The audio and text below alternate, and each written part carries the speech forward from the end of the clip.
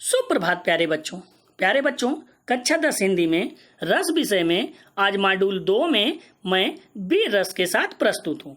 बच्चों, आपने मॉड्यूल 1 में रस की परिभाषा, रस के भरत मुनि का सूत्र तथा रस के अवयव यानी उसके अंग और उसके प्रकार के बारे में जाना था।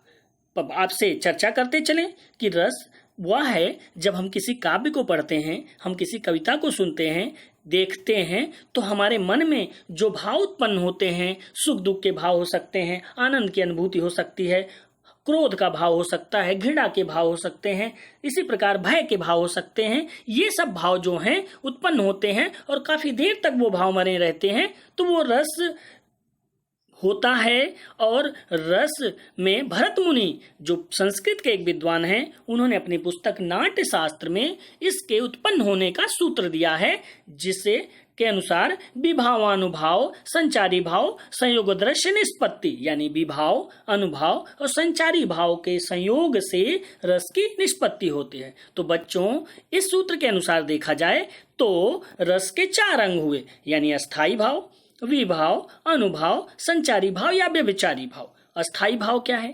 अस्थाई भाव हमारे हृदय में छुपे हुए भाव होते हैं, जो किसी परिस्थिति या समय को अनुसार अपने आप जाहिर हो जाते हैं यानी प्रकट हो जाते हैं। जैसे हंसी का भाव, शोक दुख का भाव, क्रोध गुस्से का भाव, उत्साह वीरता का भाव, भय या घृणा, ऐसे भाव जब कहीं परिस्थितियां पाते हैं तो निकल आते हैं।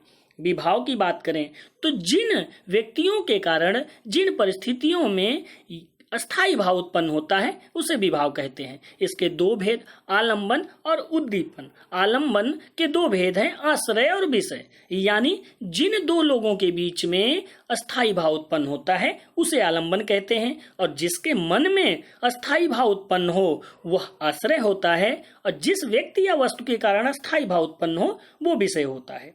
इसी प्रकार विभाव के दूसरे भेद में उद्दीपन है, यानी जिन परिस्थितियों जिन हरकतों के कारण से अस्थाई भाव बढ़ जाता है वह उद्दीपन कहलाता है। अनुभाव विभाव यानी 2 लोगों के बीच जब अस्थाई भाव उत्पन्न हो गया तो जिसके मन में अस्थाई भाव आया यानी आश्रय के द्वारा जो चेष्टाएं, जो हरकतें, जो उसके द्वारा व्यवहार किया जाता है वह अनुभाव कहलाता है। उसके मन में यदि कोई भाव आया, वीरता का भाव आ गया, प्रेम का भाव आया, तो वो जो क्रियाएं करेगा वो सात्विक, कायिक, वाचिक, आहार्य हो सकते हैं। इसके बारे में आपने मॉड्यूल 1 में डिटेल में विस्तृत रूप से पढ़ा था। बच्चों, चौथा भेद है संचारी और व्यभिचारी भाव। इनकी संख्या 33 है। ये पल पल बदलने वाले भाव हैं, जैसे रोए का खड़ा हो जाना, मूर्छा आ जाना, सोचना, किसी के बारे में चिंता करना, उसको याद करना, ऐसे भाव संचारी भाव कहलाते हैं। और संचारी भाव अस्थाई भाव के साथ कई संचारी भाव जुड़ते हैं। एक रस में एक ही अस्थाई भाव होता है, लेकिन संचारी भाव की संख्या 1 से अधिक हो सकती है। तो बच्चों, आज रस के इन भेदों में यानी जो 11 भेद हैं उनमें भी रस के बारे में आप पढ़ेंगे। वैसे देखा जाए तो इन रसों के अस्थाई भाव आपने याद कर लिए होंगे, जैसे श्रृंगार रस का अस्थाई भाव रति यानी प्रेम होता है, करुण रस का अस्थाई भाव शोक, विभत्स रस का अस्थाई भाव जुगुप्सा या घृणा। तो ये रस के अस्थाई भाव आपको ध्यान होने चाहिए, परीक्षा में इनसे प्रश्न पूछा जाता है। ऐसे ही पूछ लिया गया कि भयानक रस का अस्थाई भाव लिखिए, तो आप कहेंगे भय। तो बच्चों, इन 11 रसों में 8 रस को भरत मुनि ने अपनी पुस्तक में बताया था, बाकी के 3 रस बाद में जुड़ते गए और इस समय इनकी संख्या 11 हो गई है। अब इन्हीं रसों में एक प्रमुख रस है वीर रस, जिसके बारे में आज हम पढ़ेंगे। जब किसी रचना या वाक्य या काव्य को पढ़ करके हमारे मन में उत्साह का भाव आए यानी वीरता का भाव आए, हम उत्साहित हो जाएं, तो वहां पर वीर रस होता है। वैसे भी आप देखेंगे कि जब हम युद्ध में किसी सैनिक को देखते हैं या कोई व्यक्ति इस तरह उत्साहपूर्वक कार्य करता है तो उसके भाव जो होते हैं वो वीरता के भाव होते हैं। तो हम कह सकते हैं कि युद्ध अथवा किसी कार्य को करने के लिए हृदय में जो उत्साह का भाव जागृत होता है उसे वीर रस कहते हैं। अब आपने वो कविता बचपन में जरूर सुनी होगी। बुंदेलो हर बोलों के मुंह हमने सुनी कहानी थी, खूब लड़ी मर्दानी वह तो झांसी वाली रानी थी। यानी रानी लक्ष्मीबाई वीरता की मूर्ति, वीरता की प्रतीक। इनकी ये पंक्तियां इनके वीरता पूर्वक कार्य को जाहिर करती हैं। इसलिए इस काव्य को पढ़ करके हमारे मन में उत्साह आता है, तो हम कह सकते हैं कि यह वीर रस है।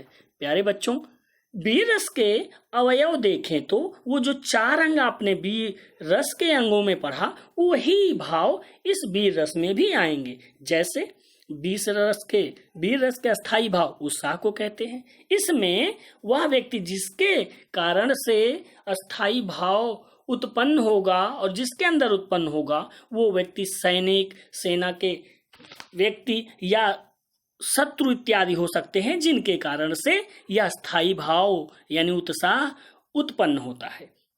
शत्रु का पराक्रम, शत्रु का अहंकार, ऐसे जो हैं वो उद्दीपन होते हैं, यानी वातावरण के द्वारा स्थायी भाव को बढ़ा दिया जाता है। अब जिस व्यक्ति के अंदर उत्साह जागृत हुआ, वह रोमांचकारी वचन बोल सकता है, शत्रु पर प्रहार कर सकता है। उसके जो चेष्टाएं हैं, यानी जो है ये चेष्टाएं किसके द्वारा की जाएंगी? आश्रय के द्वारा। आश्रय की चेष्टाएं ही अनुभाव कहलाती हैं। और जब वह युद्ध में चेष्टाएं करेगा यानी युद्ध करेगा, तो कभी उसमें उग्रता आ सकती है, कभी उसे चपलता यानी फुर्ती उसके अंदर आ सकती है। तो ऐसे बहुत सारे संचारी भाव हैं जो वीर रस के साथ लगे रहते हैं, जिसमें है आवेग, उग्रता, गर्व, औत्सुक्य, चपलता, धृति, मति, स्मृति, उत्सुकता। ये सारे भाव संचारी भाव के रूप में। आइए एक उदाहरण को हम देखते हैं। यह उदाहरण अभिमन्यु द्रोणाचार्य को लेकर के व्यक्त कर रहा है। हे सारथे है द्रोण क्या, देवेंद्र भी आकर लड़े, है खेल क्षत्रिय बालकों का, व्यूह भेदन कर लड़े। श्री राम के है मेध से अपमान अपना मान के, मैं अश्व जब लो और कुश ने जय किया रण ठान के। अभिमन्यु द्रोणाचार्य को लेकर के ये वाणी बोलता है कि हे अर्जुन, ये जो द्रोणाचार्य ने व्यूह रचना की है, इसको ये मैं क्षत्रिय हूं, मैं इसको तोड़ूंगा, मैं इसको भेद करूंगा। तो युद्ध के मैदान में वीरता पूर्वक ये वचन बोला जाना ही वीर रस के उदाहरण में आता है, यानी उत्साह प्रकट करता है। यदि इसमें देखें तो अभिमन्यु की वीरता का वर्णन है, और रस के भेद हम देखें तो अभिमन्यु के द्वारा ही वीरता पूर्वक वचन बोला गया, यानी वचन बोलने से वीरता उत्साह प्रकट हुआ, और वो उत्साह उसके अंदर आया तो वह आश्रय हो गया, जो हम विभाव के एक भाग में देखते हैं। और द्रोणाचार्य यानी शत्रु इत्यादि जो घेर रखे हैं अभिमन्यु को, उनको देखकर कहा गया, इसलिए द्रोणाचार्य और अन्य शत्रु जो है आलम्बन हो गए। उस वहां पर उनके अंदर, उस अभिमन्यु के अंदर जो आया वो उनके कारण आया। अब मन्नु ने जो वचन बोला कि मैं इनका संहार करूंगा, वह वचन बोलने के कारण वह अनुभाव है, यानी आश्रय की चेष्टाएं ही अनुभाव कहलाती हैं। और उसमें वो कभी उत्साहित होकर उग्र हो जाता है, कभी जो है रोमांच से युद्ध करने लगता है। ये सारी क्रियाएं संचारी भाव है। तो हम अगर परिभाषा देखें वीर रस के, तो सहृदय के हृदय में स्थित उत्साह नामक स्थायी भाव का जब विभाव, अनुभाव और संचारी भाव के साथ संयोग हो जाता है, तब वह वीर रस का रूप धारण कर लेता है। बच्चों, इसके लिए अब चलते हैं हम कुछ प्रश्नों पर, और इन प्रश्न के माध्यम से आप अपना मूल्यांकन करेंगे। वैसे परीक्षा में भी ऐसे ही पूछा जाता है कि निम्नलिखित पंक्तियों में रस पहचान कर लिखिए। प्रश्न पहला पंक्ति जो है, वह खून कहो किस मतलब का जिसमें उबाल का नाम नहीं, वह खून कहो किस मतलब का आ सके देश के काम नहीं।